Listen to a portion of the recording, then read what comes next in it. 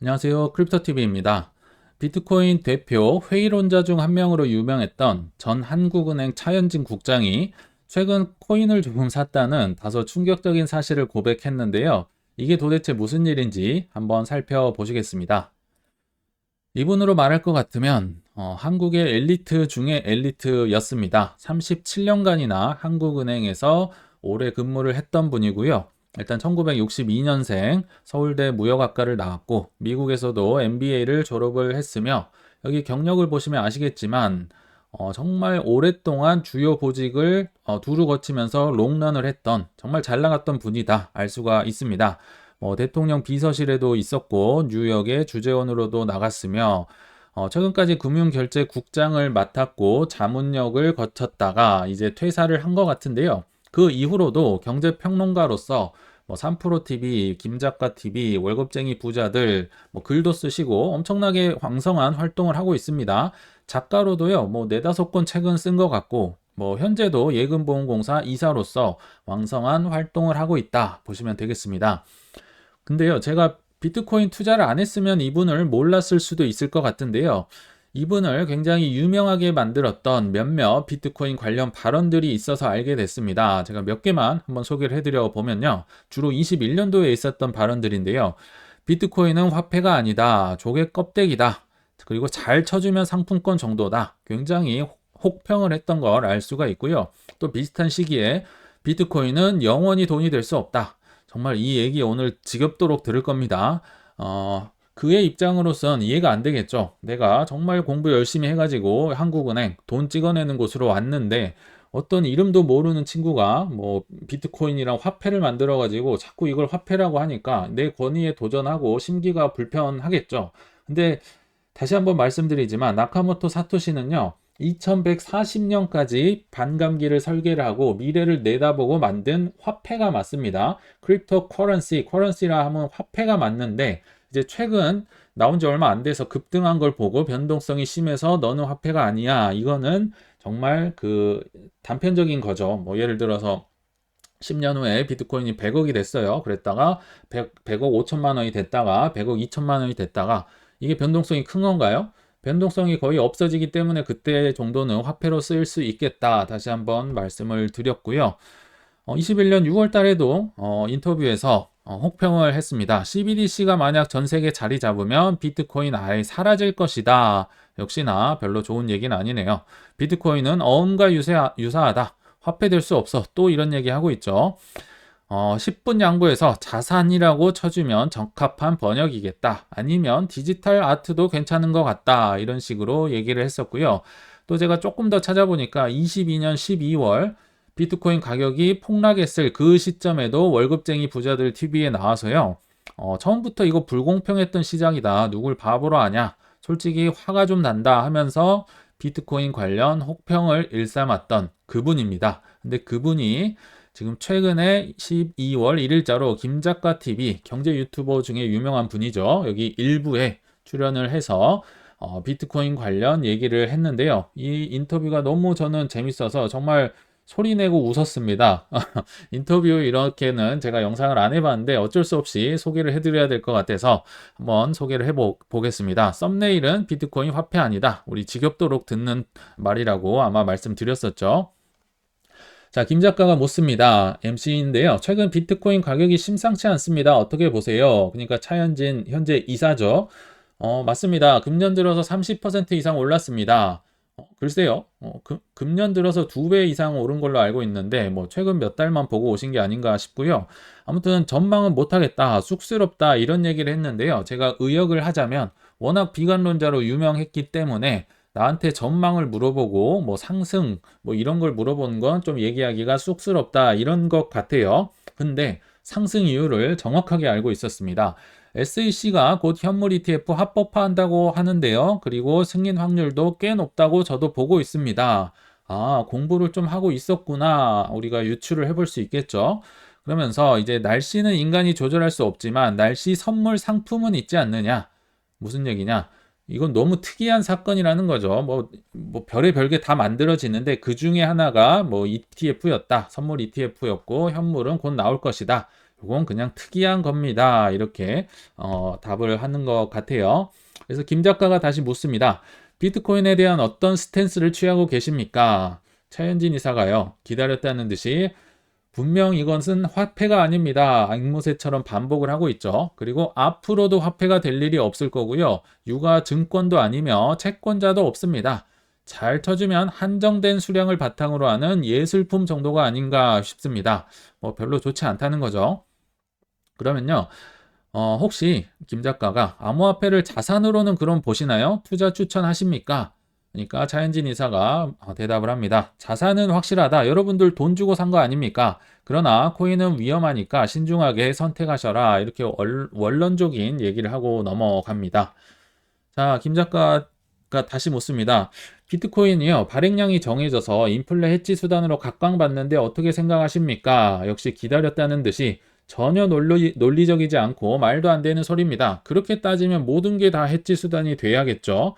구리나 석유 이런 것도 다 한정적이라고 할 수 있지 않습니까? 그러면서 이제 중요한 얘기를 합니다. 해지 수단이라 함은 사고 팔 때 가격 변동폭이나 마진이 작아야 되는데 이렇게 등락 심한 비트코인 같은 걸 가지고 해지한다는 건 말이 안 된다. 그리고 인플레는 1년에 뛰어봤자 얼마나 뛰는가? 야, 전 여기서 깜짝 놀랐습니다. 배웠다고 하시는 분의 논리가 조금 빈약해서 좀 놀랬다는 거죠. 자, 보시죠. 해지가요. 사고 팔 때 가격 변동폭이나 마진이 작아야 된다고 누가 그러던가요? 이렇게 생각을 할 수는 있지만 이게 정답은 아닙니다. 정의는 아니란 거죠. 그러니까 뭐 이해는 돼요. 어떤 한 투자가 위험할 수 있으니까 반대편 위험 쪽에 베팅을 하는 거기 때문에 이렇게 얘기는 할 수 있겠지만 자, 그러면 헤지 펀드 어떻게 설명을 해야 되나요?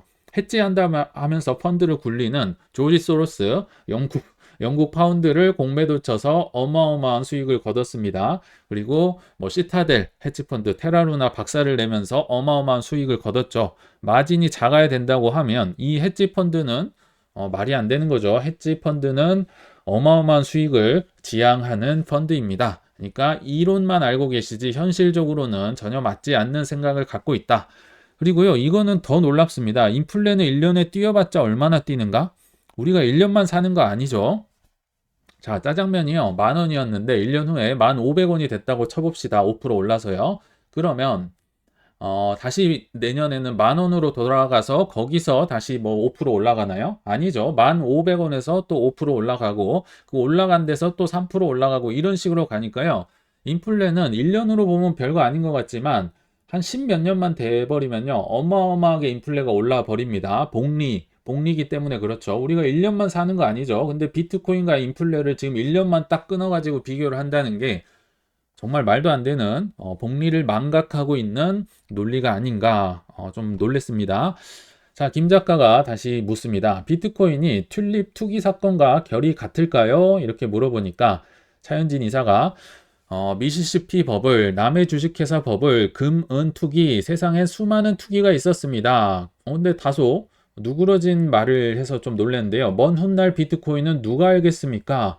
투기라고 말할 줄 알았는데요. 본인이 이렇게 얘기를 합니다. 조금 후퇴해서 말씀드립니다. 이런 얘기를 합니다. 그래서요, 저는 이때부터 약간 느낌이 싸하더라고요. 이 사람 좀 이상한데? 수상한데? 이제 뒤에 이유를 말씀드릴게요.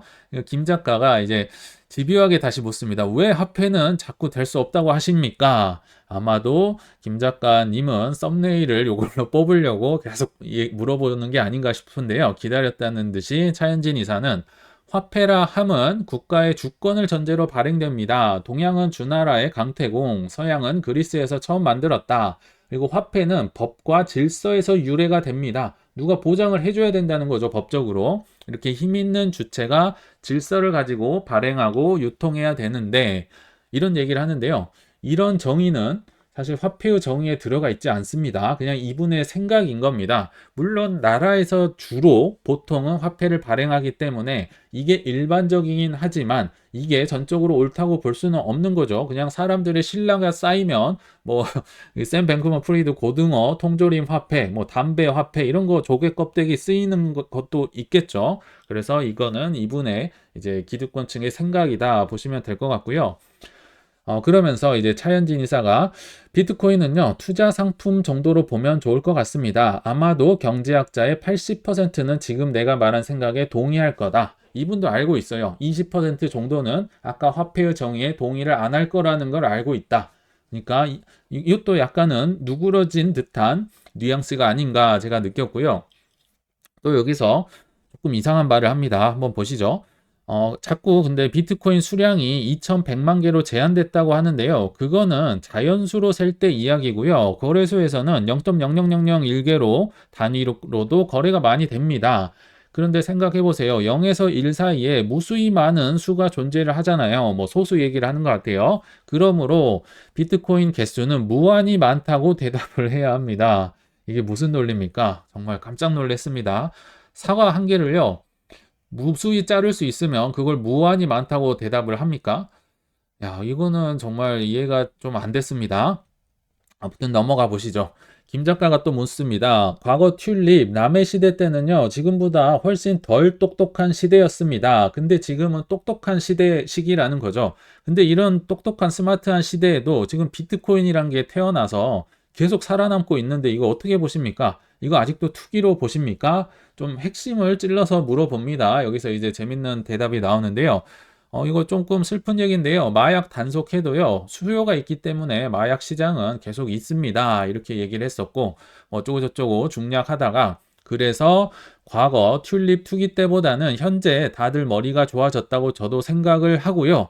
그래서 저도 사실은 약간은 하고 말을 약간은 하니까요. 김 작가가 정말 깜짝 놀랐습니다. 정말 찐으로 아마 대본에 없었던 것 같아요. 하세요? 묻습니다. 목적어도 얘기 안 하고 얘기를 하는 거죠. 그러니까 차현진 이사가 합니다. 얘기를 합니다. 그러니까 김 작가가 정말 깜짝 놀라서 말을 더듬습니다. 아니, 잠깐만요. 이게 무슨 말이죠? 안 좋아? 아니, 전반적으로 부정적으로 보시는 분이 한다고요? 정말 깜짝 놀래. 그러니까 차현진 이사가 여기서 지금 김 작가에서 제가 처음 고백하는데요. 한 2년 된 것 같아요.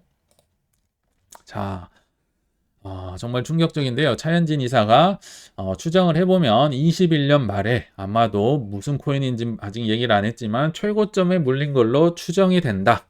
우리는 알 수 있겠죠. 지금으로부터 2년 됐다고 하니까요.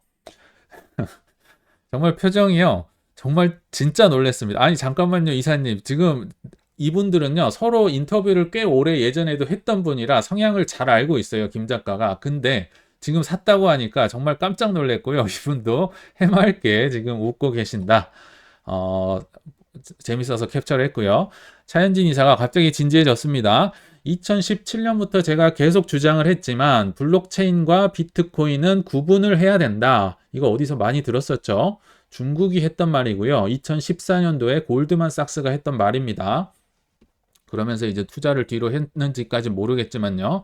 블록체인은 혁신이나 상품을 어떻게 쓸지는 고민입니다 하면서 본인의 투자 코인을 이제 힌트를 줍니다.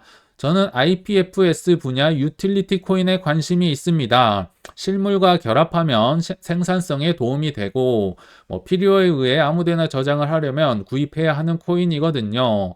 유용성이 좋고 어쩌고저쩌고 엄청 입에 침을 튀기면서 IPFS 분야의 유틸리티 코인을 얘기를 합니다. 참고로 소개를 해드리면 Interplanetary File System 탈중앙 저장 코인이다. 쉽게 말하면 저장성 코인이다. 몇 개만 예를 들면 파일 코인, 시아, 스토리지, 캐리 프로토콜도 있고 여러 개 있겠지만 이런 코인에 물렸다고 보시면 되겠죠. 개인적으로 파일 코인에 물릴 것 같습니다. 시아 스토리지 있긴 하지만 워낙 시총이 이 중에서 높기 때문에 근데 우리 다 알고 있죠. 파일코인의 하락성은 엄청났다. 하락폭이 커서 좀 많이 힘든 시기를 겪고 있지 않을까 개인적으로 생각을 해봤습니다. 그러니까요. 김 작가가 다시 묻습니다. 기회는 이때죠. 코인 투자해도 되나요? 좋은 코인과 나쁜 코인 구별할 수 있는 방법 좀 알려주세요. 코인 투자했다는가 물어봐야죠. 그러니까 차현진 이사가 그럴 실력은 안 됩니다. 단 비투는 하시면 안 될 것 같아요. 저도 약간의 호기심을 갖고 감당할 수 있는 범위만 하시면 좋을 것 같아요. 그러면서 뜬금없이 김치코인 얘기를 합니다. 그러니까 나쁜 코인 구별 방법을 얘기한다는 거죠, 지금. 김치 코인은 위험한 거 아닙니까? 글로벌로 좀 투자하셔라. 망하더라도 같이 망하는 게 낫지 않나요? 허허허허 하는데 본인도 좀 민망했나 봐요. 아까보다 더욱 크게 웃고 있죠. 코인은 글로벌하게 글로벌 저장성 코인에 물렸다는 것을 우리는 쉽게 알 수가 있습니다. 자, 김 작가가 다시 묻습니다. 2년 전에 저랑 촬영하셨잖아요. 근데 작가님, 자녀분이 코인 하는 거에 굉장히 반대하셨었는데, 이렇게 유들유들해지셨네요. 정말 약간은 놀리듯이 계속 물어봅니다. 차현진 이사, 역설적으로요, 제 아이는 그때 모든 돈 다 날리고요, 잊고 떠나버렸는데요. 저는 그때부터 호기심을 갖고 공부하다가 유틸리티, 실물 접함 가능한데 관심을 갖고 투자를 했습니다. 김 작가가 과거보다 마음이 많이 열리셨네요 하니까 저 원래 그런 사람이었는데요 하면서 또 민망한지 크게 웃습니다. 결론은 21년 말에 저장성 코인에 물려서 지금 공부를 열심히 했습니다. 이렇게 저는 해석을 해봤습니다. 이제 마지막으로 김 작가가 묻습니다. CBDC 생태계가 안착되면 비트코인 사라질까요? 예전부터 이런 얘기를 했었거든요. 차현진 이사 역시나 네, 100% 동의합니다. 근데 논리가 다소 좀 이상해요. CBDC가 빠른 시일 내에 보편화될 가능성이 낮기 때문에 동의합니다.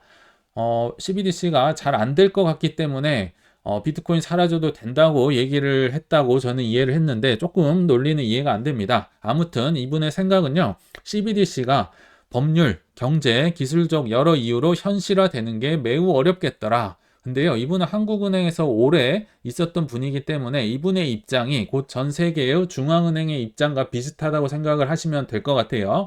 그러면서 150개국 중에요. 아프리카 몇 개 나라 빼고는요. 겉으로만 관심이 있다고 하지 앞으로 안 나간다. 지금 스웨덴도 이미 개발 다 하고 연구해놨는데 결국 안 쓴다. 뭐 개인정보 보호도 있고 여러 이슈로 쓸 수가 없다. 그래서 1등도 싫고 꼴등도 싫고 중간만 가자고 하는 게 전 중앙은행들의 이제 스탠스라고 보시면 된다는 거죠. 중국을 또 예를 듭니다. 여기도 공산당 차원에서 재벌이 자꾸 뭐 알리바바 이런 데가 독점을 하게 되니까 정보를 그거를 이제 막는 수단으로 쓸 뿐이지 결국 CBDC 이게 뭐 좋아서 하는 게 아니다. 상업은행의 돈을 찾아와서 인민은행, 우리로 하면 중앙은행 돈으로 돌려놓을 뿐이다. 결국 그 말인즉슨 둘이 경쟁을 한다는 뜻인데요. 중앙은행과 상업은행이 경쟁을 한다. 중앙은행이 원하는 걸까요? 아니다. 이건 중앙은행의 후퇴를 의미하며 중앙은행이 할 일도 아니다. 마치 뭐 서울시가 해야 되는 교통카드를요. 중앙은행이 하고 싶다고 해서 달려드는 격이다. 고 얘기를 하죠. 그래서 또 본인의 경험으로 BIS 회의 예전에 갔을 때 내가 갔을 때는 우리는 CBDC 안 할래. 왜냐? 중앙은행이 할 일이 아니기 때문이다. 이렇게 자주 의견을 어필했었다. 그러니까 이제 과거로 돌아가 보면 최근에 BIS 사무총장이 한국으로 날아와서 CBDC 강력하게 드라이브를 걸었다고 했잖아요. 전 세계 은행들이 말을 안 듣기 때문에 그렇게 날아온 게 아닌가 다시 한번 확인할 수가 있었습니다. 자, 그래서 이제 결론에 왔습니다. 투자는 저학력자가 고학력자를 이길 수 있는 몇 안 되는 게임이다고 제가 과거 글 쓸 때 좀 주장을 했던 것 같은데요. 그 차현진 이사편 그 이후 시리즈가 아마 나올 텐데 그거는 김작가 TV에서 다시 보시면 좋을 것 같고요. 참 공평하게도 투자는 배우지 못한 사람이 하버드대 전문직 박사님들을 이길 수 있는 거의 유일무이한 게임이 아닐까 생각을 합니다. 배운 자들의 편견은 그들의 부를 늘리는 걸 방해할 테니까요. 근데 만약에 이들 여기 보시면 닥터 둠, 루비니죠. 그리고 나심 탈레브, 뭐 피터 시프마저도 코인을 옹호하는 발언을 한다면 그거는 이미 코인 가격이 오를 대로 올라서 투자 가치를 잃었다는 반증일 겁니다. 그들이 커밍아웃을 하기 전에 투자를 잘 마무리할 수 있길 바라면서 오늘 영상을 마치겠습니다. 네, 시청 감사합니다.